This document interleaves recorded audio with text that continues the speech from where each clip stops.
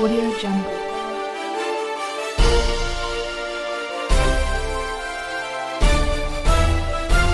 Audio Jungle. नमस्कार, मैं हूं लक्ष्मी दत्ता और हमारे चैनल बेबाक भारत में आप सभी का स्वागत है। केंद्र सरकार ने लगाई दिल्ली के घर घर राशन की योजना पर रोक। आज दिल्ली सीएम अरविंद केजरीवाल ने एक प्रेस कॉन्फ्रेंस जारी कर केंद्र सरकार पर लगाया आरोप। दिल्ली में अगले हफ्ते से घर घर राशन पहुंचाने का काम शुरू होने वाला था। मतलब अब एक गरीब आदमी को राशन लेने राशन की दुकान पे धक्के नहीं खाने पड़ते, बल्कि सरकार बढ़िया तरीके से अच्छे राशन पैक करके उसके घर भिजवाती। सारी तैयारी हो चुकी थी, टेंडर हो चुके थे, सारी तैयारी हो चुकी थी। बस अगले हफ्ते से ये शुरू होने वाला था। ये क्रांतिकारी कदम होने वाला था और अचानक आपने 2 दिन पहले इसको रोक दिया। क्यों सर, आपने ऐसा क्यों किया? संबित पात्रा ने सीएम केजरीवाल को दिया जवाब और जनता को दी राशन की उचित जानकारी की है, उस सच्चाई को आपके सामने रखूंगा। बंधुगण, अरविंद केजरीवाल जी ने इस प्रकार से एक पिक्चर पेंट किया कि मोदी जी जो हैं वो दिल्ली की गरीब जनता को जो उनका अधिकार है, उनका राशन है, उससे वंचित रख रहे हैं और डोर टू डोर जो डिलीवरी होनी चाहिए राशन का, कहीं ना कहीं इस डोर टू डोर डिलीवरी को रोकने की कोशिश कर रहे हैं। मित्रों, ऐसा नहीं है। हकीकत क्या है, पहले तो मैं आपको बताना चाहूंगा कि मोदी जी ने अर्थात केंद्र सरकार ने दिल्ली की लगभग 72.78 लाख लोग जो नेशनल फूड सिक्योरिटी एक्ट के अंतर्गत आते हैं, उनके लिए मोदी जी ने क्या किया है और क्या दिया है जहां तक राशन का संबंध है। देखिए, 2 स्कीम है अभी। एक स्कीम है नेशनल फूड सिक्योरिटी एक्ट, जिसको NFSA कहते हैं, और दूसरा स्कीम है प्रधानमंत्री गरीब कल्याण योजना। आप जानते हैं मोदी जी पूरे हिंदुस्तान के 80 करोड़ जनता को मुफ्त राशन मुहैया करा रहे हैं कोविड के समय में। तो ये 2 स्कीम के अंतर्गत दिल्ली में भी जो गरीब बंधु हैं, उनको भी, जो मजदूर हैं, जिनको आवश्यकता है, उनको भी मोदी जी राशन पहुंचा रहे हैं। कितना राशन अभी तक पहुंचाया गया है और कितना पहुंचा है, इसका हिसाब किताब हम देंगे। देखिए, याद रखिए, भारतीय जनता पार्टी हिसाब किताब में विश्वास रखती है, ड्रामा में नहीं। हम चाहते हैं कि हकीकत आपके सामने जाए। ये जो नेशनल फूड सिक्योरिटी एक्ट है, इसके अंतर्गत 37,400 मेट्रिक टन राशन या अनाज आज तक दिल्ली को मोदी जी ने भेजा है और दिल्ली सरकार ने जो उन्होंने खुद हिसाब दिया है कि मई के महीने में इसका लगभग 90% डिस्ट्रीब्यूट कर दिया है। और दूसरा स्कीम जो है वो प्रधानमंत्री गरीब कल्याण योजना का है। मैं मई जून, अभी जून महीना चल रहा है, और मई जून और जून के 5 तारीख तक का आपको हिसाब दूंगा। इन दोनों महीनों में जो दिल्ली का कोटा है उससे अधिक 72,782 मेट्रिक टन यह अनाज जो है मोदी जी ने दिल्ली को भेजा। दिल्ली ने कितना उठाया? दिल्ली 53,045 मेट्रिक टन ही उठा पाई, अर्थात सारा उठा नहीं पाई, इतना ही उठा पाई है। और ये जो 53,000 मेट्रिक टन उठाया है उन्होंने अपने कोटे में से, उसका मात्र 68% ही उन्होंने डिस्ट्रीब्यूट किया है।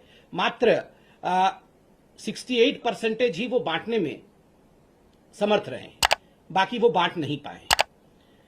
मुझे बड़े दुख के साथ कहना पड़ रहा है कि यहां अरविंद केजरीवाल जी ने बहुत सारे आंकड़े नहीं दिए। पहला आंकड़ा जो अरविंद केजरीवाल जी ने नहीं दिया वो यह है कि ये जो NFSA national food security act का स्कीम है, इसके अंतर्गत कितना पैसा, ये एक सब्सिडाइज्ड स्कीम है, अर्थात इसका पैसा जो है वो केंद्र सरकार देती है और एक बहुत मिनिमम पैसा जो है वो राज्य सरकार देती है। अरविंद केजरीवाल जी कितना पैसा देते होंगे, मिनिमम जो पैसा है वो कितना देते हैं, और मोदी जी कितना देते हैं? आप देखिए, 2 राशनों की बात करेंगे हम, एक तो गेहूं की बात करेंगे और एक हम चावल की बात करेंगे। जहां तक गेहूं का सवाल है, गेहूं अरविंद केजरीवाल जी मात्र 2 रुपए देते हैं और मोदी जी देते हैं गेहूं पे 23.73 रुपीज। कुल मिलाकर गेहूं का जो रेट है, मार्केट रेट है, वो 25.73 रुपीज है, जिसमें अरविंद केजरीवाल जी 2 रुपए देते हैं, अर्थात दिल्ली सरकार 2 रुपए देती है। ठीक उसी प्रकार चावल में अरविंद केजरीवाल जी मात्र 3 रुपए देते हैं और मोदी जी देते हैं 33.79, अर्थात केंद्र सरकार देती है 33.79 रुपीज और राज्य सरकार देती है 3 रुपया। मैं ऑडियो नहीं आ रहा है, इसको अनम्यूट करता हूं।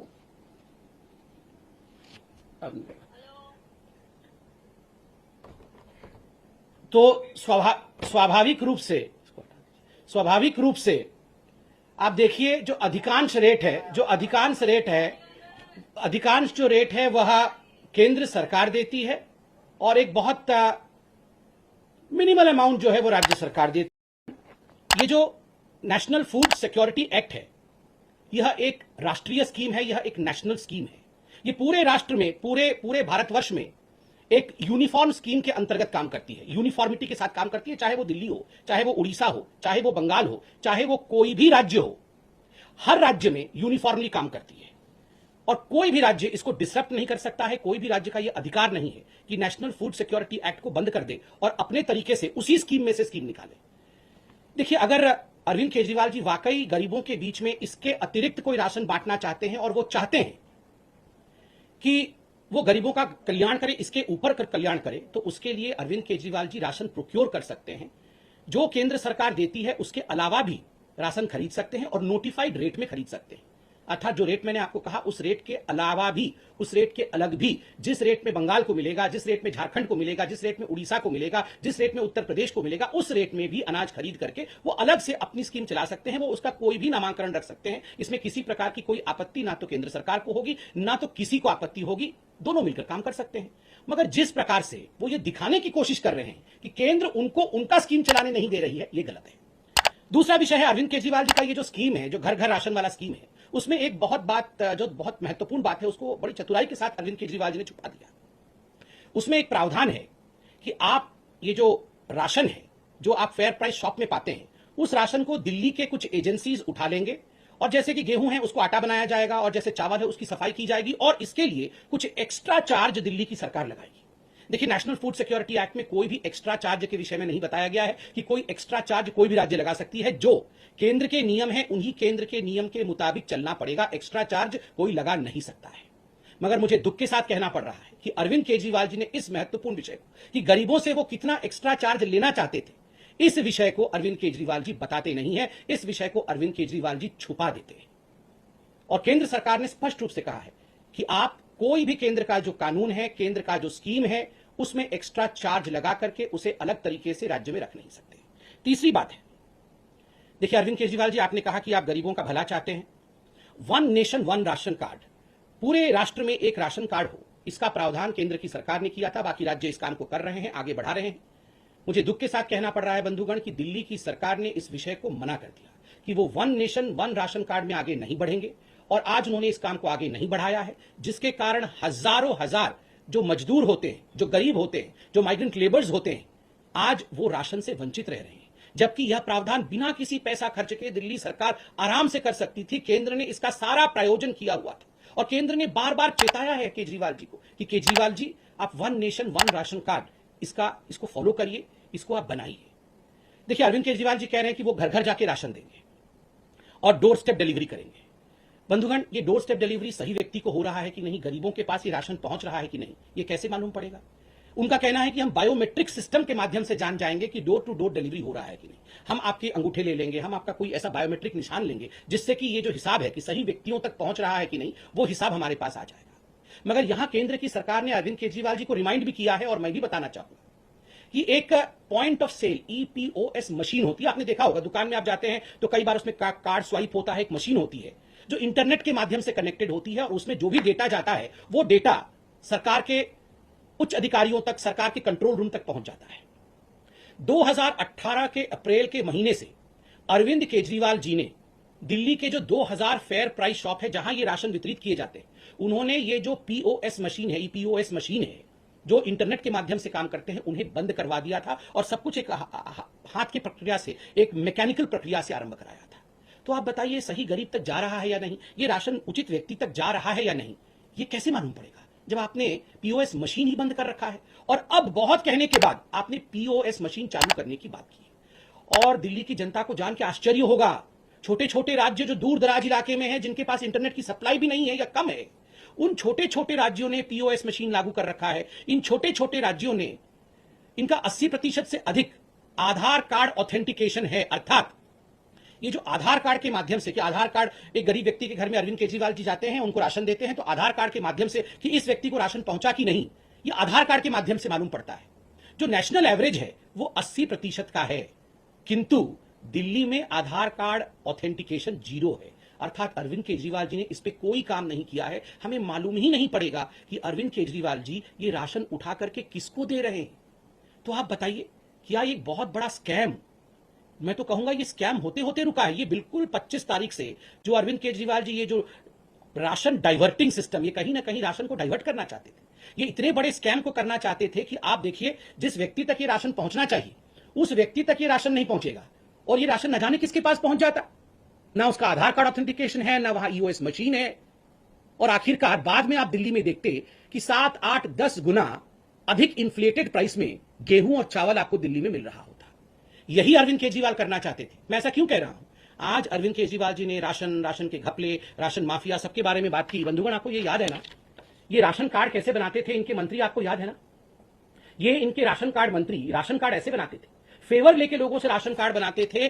पूरा केस कोर्ट में गया और अरविंद केजरीवाल जी को अपने मंत्री को ही हटाना पड़ा। अरविंद जी, आज आपकी जो उद्गार को हमने देखा, जो आप इतना कह रहे थे कि मैं राशन के लिए बहुत चिंतित हूं और बचपन से ही मैं चाहता था कि दिल्ली की जनता का भला हो, राशन कार्ड तो आपने ऐसे बनाया था। राशन कार्ड बनाने में ही आप घपला करते थे, सेक्सुअल फ्लेवर लेके आपके जो मंत्री हैं वो राशन कार्ड बनाते थे। बंधुगण, आज पार्टी ने हमारे कहा भी है और आपने ट्वीट भी देखा है कि ABCDEF, ये जो अरविंद केजरीवाल के ABCDEF है, हम उसको आज उजागर करेंगे। क्या है अरविंद केजरीवाल जी का ये गवर्निंग मॉड्यूल या उनका जो काम करने का तरीका है? ए क्या है? ए फॉर एडवर्टाइजमेंट। केवल एडवर्टाइजमेंट करना है, कुछ करना नहीं है, केवल एडवर्टाइजमेंट करना है। आज आप देखते होंगे कि वो जो बहुत सारे सिलेंडर रखे हुए होंगे और उसके बीच अरविंद केजरीवाल जी मास्क पहन के चल रहे हैं, हर जगह ये फोटो आ रही है, बहुत सारे सिलेंडर रखे हुए हैं और अरविंद केजरीवाल जी चल रहे हैं, एडवर्टाइजमेंट आ रही है, और वो कह रहे हैं कि हम 3rd वेव की तैयारी कर रहे हैं। अरविंद केजरीवाल जी, ऐसे ही अगर आप सिलेंडर के बीच में मास्क पहन करके 2nd वेव से पहले चल दिए होते तो आज 2nd वेव ही नहीं होता और ये सारी चीजें नहीं होती। आप उस समय भी एडवर्टाइजमेंट कर रहे थे, आज भी एडवर्टाइजमेंट कर रहे हैं। 1000 करोड़ रुपए, 900 करोड़ के आसपास आपने एडवर्टाइजमेंट में खर्च किया। और दिल्ली वासियों, अगर यही 900 करोड़ रुपए उन्होंने राशन पे खर्च कर दिया होता ना, तो आज घर घर अनाज तो क्या, घर घर फल फ्रूट तक पहुंच गया होता। सबके घर में एक सेव, एक अनार भी पहुंच रहा होता, अगर वो वाकई 1000 करोड़ रुपए एडवर्टाइजमेंट पे नहीं खर्च करते। A for advertisement, B for blame. हर चीज में मोदी जी आपने ऐसा कर दिया, मोदी जी आपने वैसा कर दिया, मोदी जी आपने मुझे ऑक्सीजन नहीं दिया, मोदी जी आपने मुझे रेमडेसिविर नहीं दिया, मोदी जी आपने हमें हॉस्पिटल का बेड नहीं दिया। फिर सुबह उठ के देखो तो टीवी पे चल रहा होगा, अरविंद केजरीवाल जी ने सबको बेड दे दिया है, अरविंद केजरीवाल जी ने सबको ऑक्सीजन दे दिया है, हम घर घर ऑक्सीजन पहुंचाएंगे। अरे आप तो ब्लेम कर रहे थे सुबह से कि मोदी जी ने आपको कुछ नहीं दिया, और फिर कैसे आपने घर घर पहुंचा दिया? मोदी जी राशन नहीं दे रहे, राशन क्या दे रहे हैं मोदी जी ने? हमने अभी आपको आंकड़े दिए हैं। मोदी जी 25 रुपए दे रहे हैं, आप 2 रुपए दे रहे हैं। मोदी जी 33 रुपए दे रहे हैं, आप 3 रुपए दे रहे हैं। और उसके बाद भी आप इतनी जोर आवाज कर रहे हैं, जबकि जो भी आपका ड्यू है, वो ड्यू आपको मई और जून के महीने का वो दे दिया गया है, आप उसे डिस्ट्रीब्यूट नहीं कर पा रहे हैं। फिर भी B for blame, A for advertisement and B for blame. C for credit. हर चीज में क्रेडिट लेना है जी इनको, बस क्रेडिट। सुबह से उठकर दोनों भाई अरविंद केजरीवाल और मनीष सिसोदिया 2 डायरेक्शन में निकल जाते हैं, क्रेडिट लेने की डायरेक्शन।